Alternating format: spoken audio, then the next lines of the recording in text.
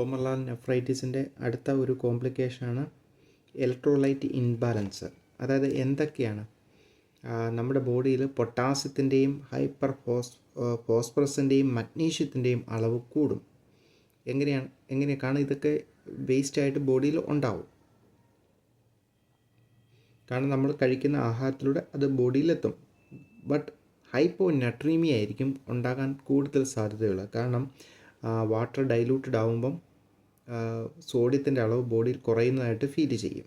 കുറയുന്ന പോലെ, കാരണം 2 ലിറ്റർ വാട്ടറിലുള്ളതല്ല 2 ലിറ്റർ വാട്ടറിൽ 100 ഗ്രാം സോഡിയം ആണെങ്കിൽ അത് 4 ലിറ്റർ ആകുമ്പം അതിൻ്റെ അളവ് കുറയുമല്ലോ.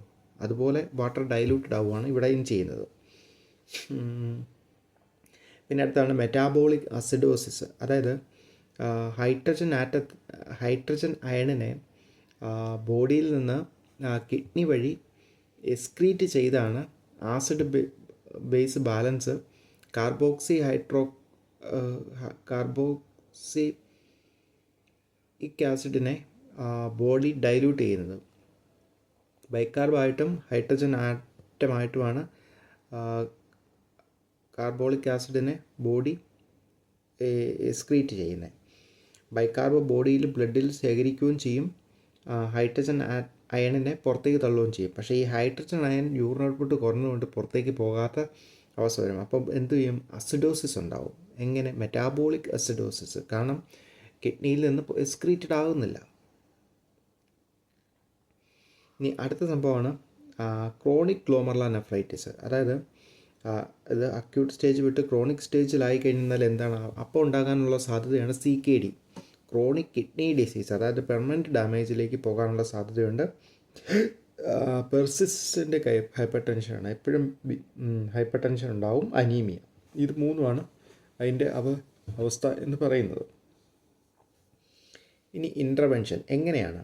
ഈ glomerular nephritis, acute glomerular nephritis ഉണ്ടായാൽ ആദ്യത്തെ ട്രീറ്റ്മെൻറ്റ് എന്ന് പറയുന്നത് ആൻറ്റിബയോട്ടിക്കാണ്. കാരണം ഇതൊരു ഇൻഫ്ലമേറ്ററി ഡിസീസ് ആണല്ലോ.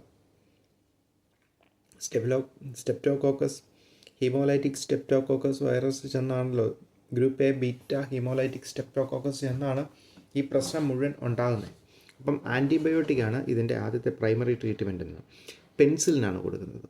ഇനി പെൻസിലിനോടോ അല്ലെങ്കിൽ സഫാലോസ്പോറിക് ആൻറ്റിബയോട്ടിക് ഗ്രൂപ്പ്സിനോടോ അലർജി ഉണ്ടെങ്കിൽ മാത്രം എരിത്രോമൈസിൻ, അസിത്രോമൈസിൻ പോലുള്ള ആൻറ്റിബയോട്ടിക് പേഷ്യൻസിന് കൊടുക്കും. പിന്നെ ഓട്ടോ ഇമ്മ്യൂൺ ഡിസീസ് ആയതുകൊണ്ട് ഓട്ടോ ഇമ്മ്യൂൺ സപ്രസീവ് മെഡിസിൻസ് കൊടുക്കും. അതായത് immuno suppressive medicine, എക്ലോസ്പോറിൻ,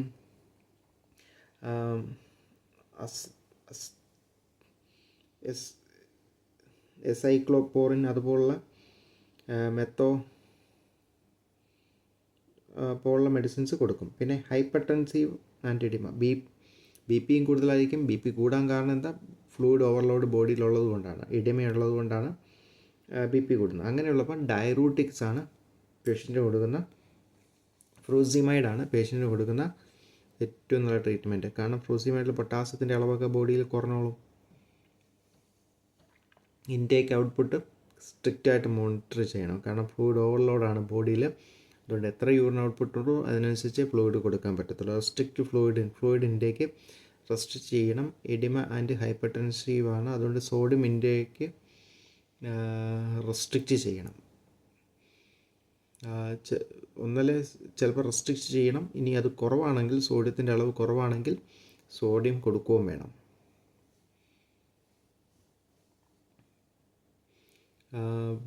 wait daily check ചെയ്യണം.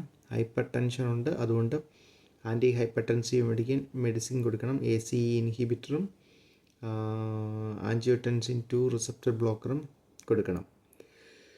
പിന്നെ ഡയറ്റാണ്. എന്ത് ഡയറ്റാണ് കൊടുക്കുന്നത്? ഹൈ പ്രോട്ടീൻ ആയിരിക്കണം. സിറ്റുവേഷൻ അനുസരിച്ചാണ് ചെയ്യേണ്ടത്. പ്രോട്ടീൻ്റെ കുറവ് അധികം ഉണ്ടെങ്കിൽ ഹൈ പ്രോട്ടീൻ. അക്യൂട്ട് സ്റ്റേജിൽ മിക്കവാറും പ്രോട്ടീൻ്റെ അളവ് ബോഡിയിൽ ഒരുപാട് കുറവായിരിക്കും. അപ്പം high protein, low sodium, low potassium, fluid restricted ഡയറ്റാണ് പേഷ്യൻറ്റിന് കൊടുക്കുന്നത്. പിന്നെ ഇത് ബ്രെയിനിൽ എൻസെഫലോപ്പതി ഉണ്ടാക്കി സീസർ ഇതുപോലുള്ള പ്രശ്നങ്ങൾ ഉണ്ടാക്കാനായിട്ട് സാധ്യതയുണ്ട്. ഇലക്ട്രോലൈറ്റ് ഇംബാലൻസ് ഉണ്ടാകാൻ സാധ്യതയുണ്ട്. അതിനൊക്കെ കൺട്രോൾ ചെയ്യണം. ഇനി സിവിയർ ഇലക്ട്രോലൈറ്റ് ഇംബാലൻസ് ആണെങ്കിൽ ഡയാലിസിസ് ചെയ്ത് ഡയാലിസിസ് ചെയ്യണം. കാരണം അന്യൂറിയയും അതിൻ്റെ കൂട്ടത്തിലുണ്ടെങ്കിൽ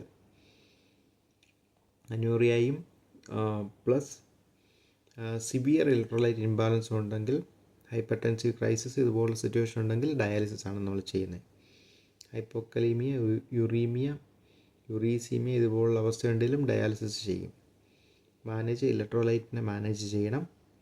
ഹൈപ്പർ ആൽബുമിയ, പ്രോട്ടീനൂറിയ ഇതൊക്കെ സിവിയർ ആണെങ്കിൽ, സിവിയർ എഡിമയൊക്കെ ഉണ്ടാവുകയാണെങ്കിൽ ആൽബുമിൻ IV അഡ്മിനിസ്ട്രേറ്റ് ചെയ്യും.